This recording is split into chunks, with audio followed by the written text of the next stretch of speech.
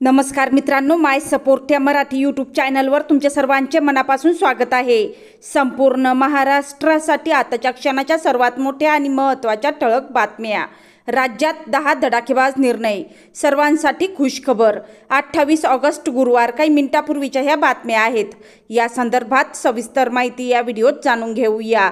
तत्पूर्वी तुम्ही माय सपोर्ट या मराठी यूट्यूब चॅनलवर नवीन असाल तर खाली दिलेल्या लाल रंगाच्या सबस्क्राइब बटनावर क्लिक करा आणि समोरील बेल आयकॉन क्लिक करा, जेणेकरून महाराष्ट्राच्या ताज्या बातम्या तुमच्यापर्यंत सर्वात आधी पोहोचतील। तर चला सविस्तर बातम्या जाणून घेऊया।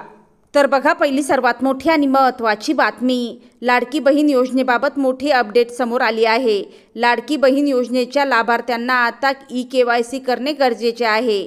लाडकी बहीण योजनेत जर तुम्ही ई-KYC केले नाही तर तुम्हाला या योजनेचा लाभ मिळणार नाही। आत्तापर्यंत 26 लाखाहून अधिक महिलांना या योजनेतून बाद केले आहे।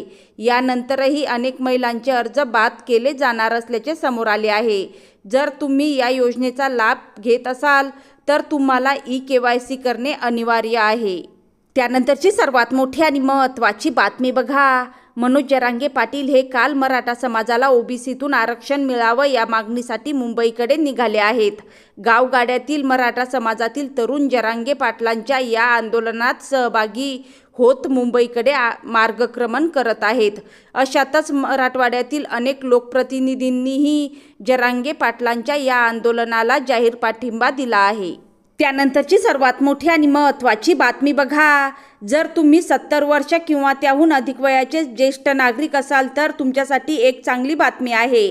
भारत सरकार आयुष्मान भारत प्रधानमंत्री जन आरोग्य योजना अंतर्गत 70 वर्ष आणि त्याहून अधिक वयाच्या लोकांसाठी एक खास आरोग्य विमा देत आहे। याला आयुष्मान वय वंदना कार्ड म्हणतात। ही योजना भारतीय ज्येष्ठांना मोफत आरोग्य सेवा पुरविते। याच आयुष्मान वय वंदना कार्डबद्दल अधिक माहिती जाणून घेऊया। जर तुमचे वय 70 वर्ष किंवा त्याहून अधिक असेल तर तुम्ही दरवर्षी 5 लाख रुपयांपर्यंत मोफत वैद्यकीय उपचार घेऊ शकता। कोणताही खर्च न करता सरकारी किंवा सूचीबद्ध खाजगी रुग्णालयांमध्ये मोफत उपचार मिळू शकतात। या योजनेत 27 विशेष क्षेत्रांमध्ये 1961 वैद्यकीय प्रक्रियांचा समावेश आहे, ज्यात वैद्यकीय तपासणी, चाचण्या, ICU उपचार आणि शस्त्रक्रिया इत्यादींचा समावेश आहे।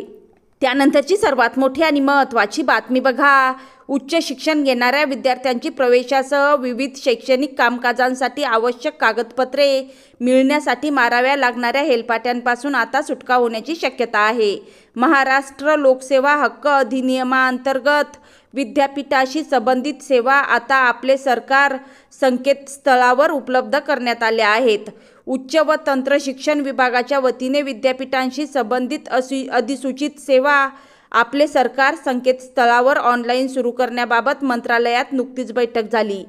त्यानंतरची सर्वात मोठी आणि महत्त्वाची बातमी बघा, मनोज जरांगे पाटील यांच्या आंदोलनाच्या पार्श्वभूमीवर राष्ट्रीय ओबीसी महासंघाची आज बैठक होणार आहे। सरकारच्या भूमिकेसंदर्भात आणि ओबीसींचं आरक्षण वाचविण्यासाठी दुपारी 1 वाजता बैठक बोलवण्यात आल्याचं सांगण्यात आलेलं आहे। या बैठकीतून ओबीसी समाज काय भूमिका घेतो हे पाहणं महत्त्वाचं आहे। नागपूर येथे बबनराव तायवाडे यांच्या राहत्या घरी ही बैठक पार पडणार आहे। दरम्यान मनोज जरांगे पाटील यांनी बुधवारी हजारो गाड्या आणि लाखो मराठा बांधवांसह मुंबईकडे कूच केली आहे। सरकारने जरांगे पाटलांच्या आंदोलनासाठी केवळ 1 दिवसाची परवानगी दिलेली आहे। शिवाय गाड्या आणि आंदोलनाच्या संख्येबाबतही निर्बंध आणले आहेत। त्यानंतरची सर्वात मोठी आणि महत्त्वाची बातमी बघा, मुंबई ते कोकण प्रवास आता सोपा होणार आहे। रो फेरी सेवा 1 सप्टेंबरपासून सुरू होत आहे। ही सेवा मुंबईला रत्नागिरीतील जयगडला फक्त 3 ते 4 तासात आणि सिंधुदुर्गातील विजयदुर्गला 5 ते 6 तासात जोडेल। रो फेरीचा सर्वात मोठा फायदा म्हणजे तिचा वेळ मुंबईहून विजयदुर्गला रस्त्याने पोहोचण्यासाठी 10 ते 12 तास लागतात, परंतु फेरीने हा प्रवास फक्त 5 ते 6 तासांचा असेल। ही फेरी केवळ लोकांनाच नाही तर त्यांच्या वाहनांनाही घेऊन जाईल, ज्यामुळे पुढचा प्रवास सोपा होईल। या फेरीत 50 चारचाकी आणि 30 दुचाकी वाहून नेऊ शकतात। त्यानंतरची सर्वात मोठी आणि महत्त्वाची बातमी बघा, राज्यातील शिक्षकांनी शाळा बंद ठेवत आझाद मैदानावर तीव्र आंदोलन छेडलं होतं। यात सरकारनं गेल्या वर्षी महाराष्ट्रातील 5,000हून अधिक अंशतः अनुदानित खाजगी शाळांना अनुदानाची टप्प्याटप्प्यानं अंमलबजावणी करण्याच्या घेतलेल्या निर्णयावर काही महिने उलटूनही निधीची तरतूद न झाल्यानं शिक्षकांनी आक्रमक पवित्रा घेतला होता। आता शिक्षकांच्या संघर्षाला मोठं यश आलं असून एक प्रकारे गणपती बाप्पाच पावल्याचं दिसून येत आहे।